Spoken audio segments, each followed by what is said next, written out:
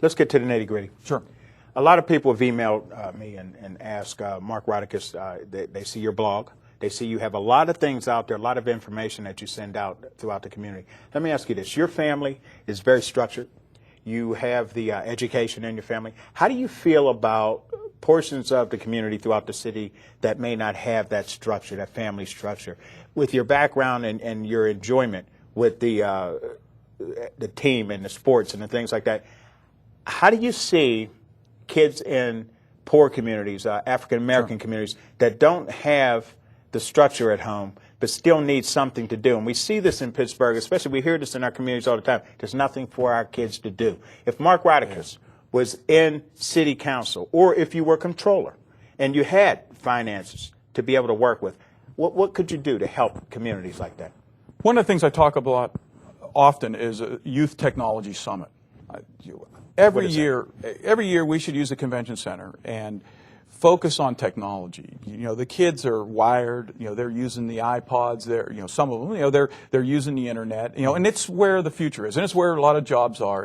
And the people that are working at the church groups or working with coaches or working with music, you know, and there's not a lot of, they need to use it too. So I would love to have a 3 or 4 day summit every year that we could launch that would really talk about technology, and it would get involved businesses, and it would get involved the college and university settings. It would get involved the schools, and there's be some competitions, and we get the big industry, from the high tech fields and the internet service providers and stuff.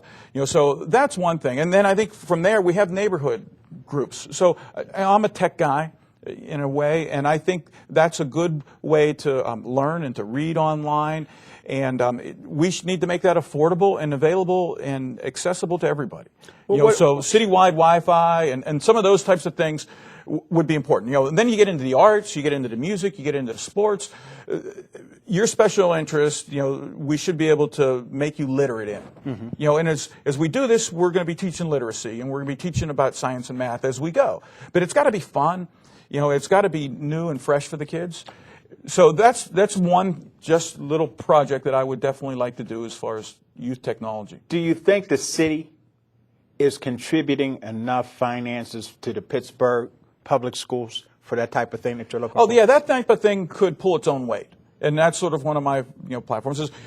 It would be an event that would make money for the city. And we could do it well and have, a big festival, and instead of, talking about spectator sports, we'd be talking about real participation and cutting edge things that we're creating. Are we talking about all kids or just a portion? Yeah, in Pittsburgh, we see so many portioned things where a lot get left out. What are we talking about with? I think it sounds like a good plan. Yeah, I think the digital divide is, we got to cross that. And, we need to empower all the people and all the kids about how to challenge themselves, how to be literate, how to be smart in a modern world. So we have to include everybody. And I think there are businesses that would get involved if they know, hey, there's a certain little package or program that we could help with in a certain way. I helped or tried to get the Pittsburgh Interfaith Impact Group, the interfaith groups, to put small computer labs inside all the rec centers. Who is that? Pittsburgh? Well, we had a youth task force. This was some years ago, and we talked about it on the web, and we went and researched, how can we make a significant improvement to the kids' lives? And, hey, let's give them some literacy and technology together. And we went to the mayor when Mayor Murphy was here and said, listen, we've got these computers donated. We've got these volunteers ready to help. There's, at the time, I think there was 16 or so rec centers that had space for computer labs. Okay. And so let us put 4 computers in all these computer labs, and we'll do some after-school activities or make it available for homework and teach parents about the dashboard and stuff like that. And we were told no. The city didn't want to do that. So any reason why? Well, yeah, we found out 6 months later they wanted to play a game of chicken with the politics, and the pawns were the kids, and they closed all the rec centers. And Mayor Murphy said no swim pools next summer. So then we had to backtrack. But what I was trying to do is engage more citizen participation in these facilities and into the lives of the kids. And we've never really got off of first base on that. We need to get parent involvement and community involvement and make this accessible. Like everywhere else. Yeah. And I think, first, technology is important. and that isn't going to work for everybody. Yeah, I think sports is involved. Is important. That's in schools, of course. I have a couple philosophies about Pittsburgh public schools. When you're young, in the elementary grades, K, 1, 2, 3, our schools in Pittsburgh are good. They're very good. Mm-hmm. Some are probably better than others, but when the kid, though, becomes in the middle school, age 5, grades 5 and 6, mm-hmm. and if a family can, that's generally when they leave the city. They pack up their belongings, they go to a suburban setting. I don't know if it's South Park or Woodland Hills or whatever. They leave because the middle school situations get a little more dangerous for the kids. There's a little bit of more, there's more bullying. The learning isn't quite as rigorous as it needs to. And then in the high schools, some of the high schools work, but by and large, our Pittsburgh public high schools need a lot of attention. And so I was hoping to see a lot more occur with this high school reform. And that's one of the other jobs as controller. You're the watchdog of the finances for the city as it relates to the public schools. It's definitely a school board driven and a superintendent driven school district, but there's this person over here in the city on downtown that has a duty to watch the performance and be able to audit schools. And often what we do is get in a conversation just about money. How much does that school rehab cost? But we're not talking about the performance of the kids in the classroom or in language education or in the gifted education or attendance. So I think there are a lot of things that the schools need to be monitored on that aren't dollars. Well, let's talk about that when we come back. Sure. Mark, when we come back, I want to ask you just about that, the Pittsburgh public school system.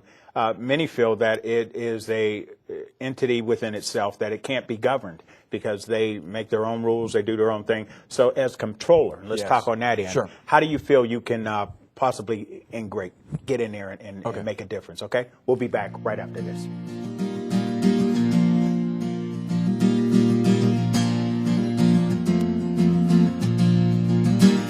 I feel the current raging around me. Try to summon up my strength once more.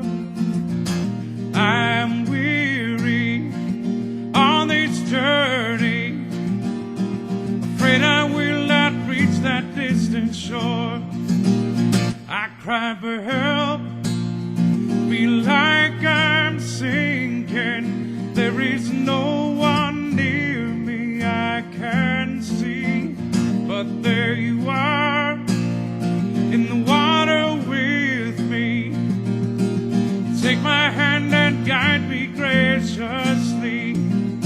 Will you come with me on this journey? With every breath we take, keep reaching for the dawn.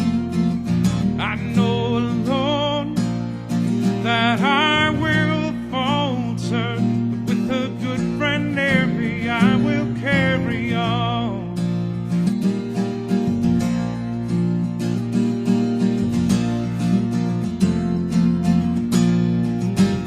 There is a kindness in your smile and a gentleness within your speech. You reassure me, your love surrounds me, and I know safety is at last within my reach. Will you come with me on this journey? With every breath we take, keep reaching for the dawn. I know alone that I will falter, but with a good friend near me, I will carry on.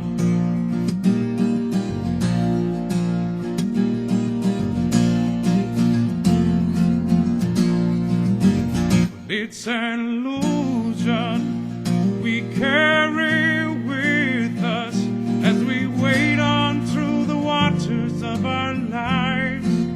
But we must be strong and hold our own here, but a helping hand will save us by and by. Will you come with me on this journey? With every breath we take, keep reaching for the dawn. I know alone that I will falter, but with a good friend near me, I will carry on. I know